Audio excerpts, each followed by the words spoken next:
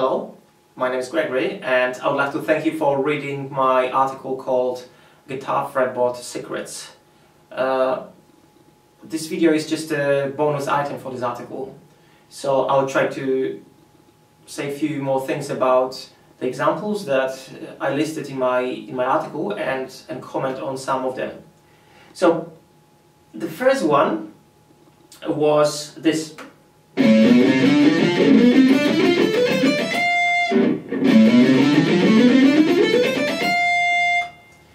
This is this diagonal approach in guitar playing, where I identify where my notes are on a fretboard, basically where my octaves are, and then I just follow the same pattern on each pair of strings.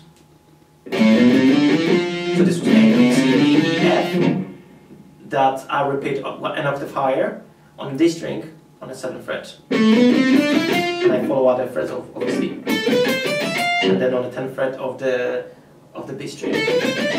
So here we are. So we just played A, B, C, D, E, F, A, B, C, D, E, F, and A, B, C, D, E, F in 3 different octaves.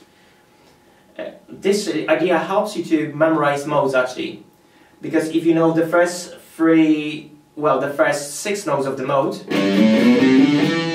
you can now move it to the next position, an octave higher, and an octave higher.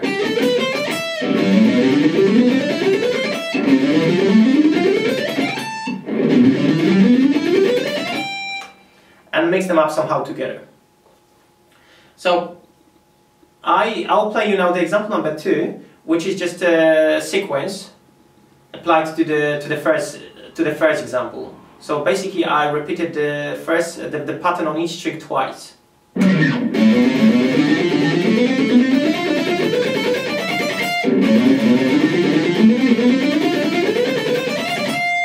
So that gives you more musical idea, I would say. It sounds more musical than just playing the scale up or down, whatever.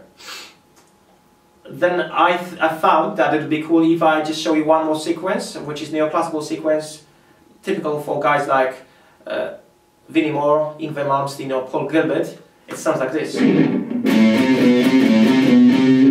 I move it in my diagonal shape up the neck.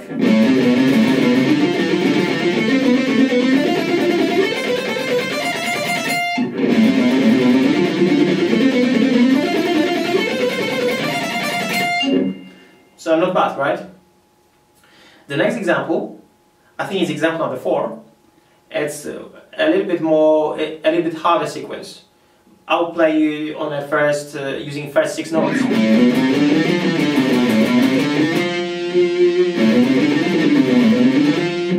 So that's the sequence that I'll move up the shape that I showed you on a diagram originally, diagram number 2.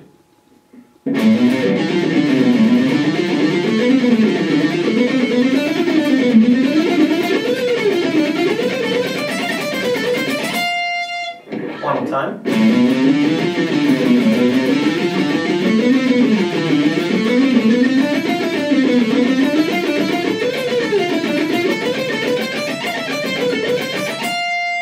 So once you speed it up, it's gonna sound kind of cool. So this is it. This is the first part. This is all about this diagonal approach in navigation of the fretboard. It's very useful because you learn something once and you can reuse it in 2 different positions. So this is it. Then the second part of this article was something to do with this linear approach, where you move up the neck or down the neck using one string or pairs of strings. So to be honest, I didn't really talk much about using a single string. I leave this to you. You can basically learn what are the notes on in any key you want, or just use the modes as your map, and then try to apply some sequences there. As an example, you can just apply this neoclassical sequence there.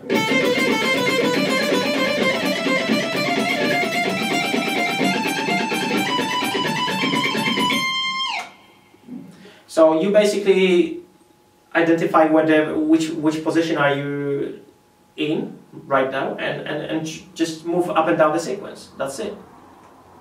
But now it's time to talk about this linear approach with pairs of strings that I use. So my example number 5 is all about identifying the positions on the neck where I use the pairs of strings. So this is the G mixolydian position. It comes from this big shape, but I just use the first top strings, 2 strings obviously. So it's the G mixolydian position, although it's not the note G that I'm starting from. I'm starting from E. Oh. Then the next one is A aeolian. The next one is B locrian. The next one is C ionian.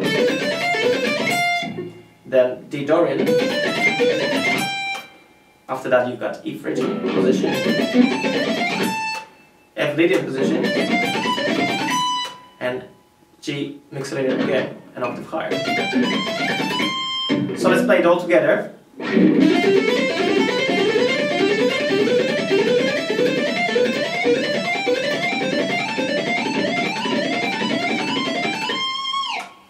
So this is just a way to link modes together, right? In a seamless way, so that you don't have to start necessarily any shape on the root node of the mode, because it's gonna sound kind of bizarre or awkward, you know. So you wanna make it more seamless. So by playing in a linear way, you learn the neck from a completely different angle. Therefore, you've got more options, and your melodies, they will be probably more interesting because they will be more linear.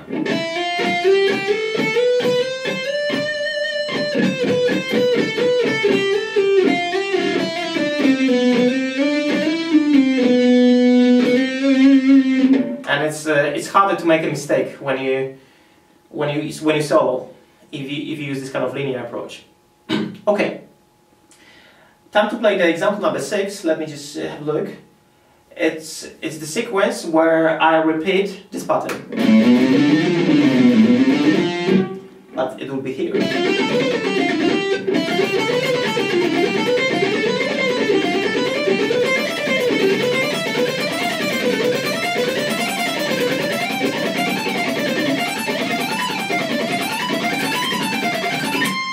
That could be actually played cleaner.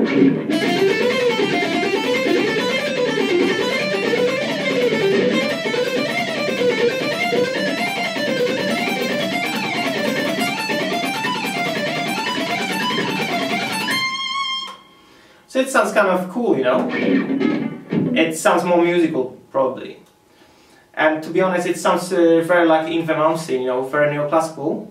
But you can just use just a tiny fragments of those sequences in your solos. So it's not necessarily neoclassical music that you are playing, but you can still use some of those ideas.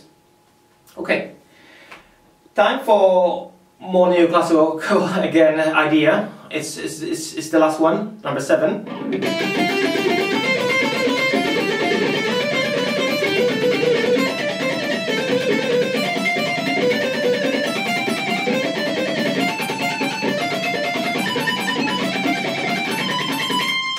So it's the same sequence as we played before, but moved up the neck in a linear way.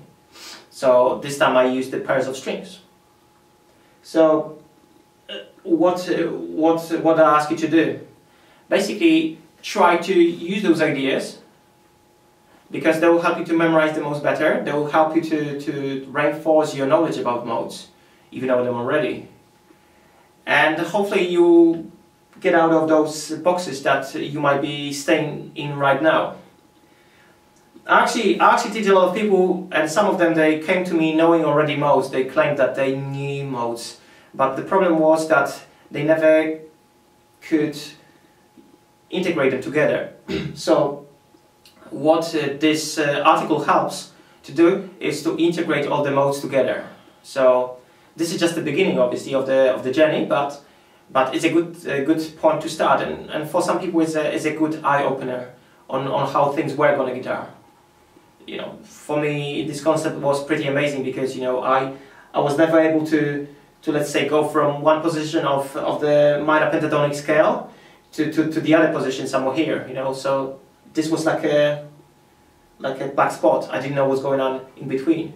So you won't have those problems. You'll be able to go from one place to another. And one more thing, I want you to actually use those ideas on different strings as well. So that way you know the neck thoroughly, and you're gonna improve as a guitarist because you're gonna challenge yourself. So challenge yourself and work on your weak areas, right? That will make you definitely a better player.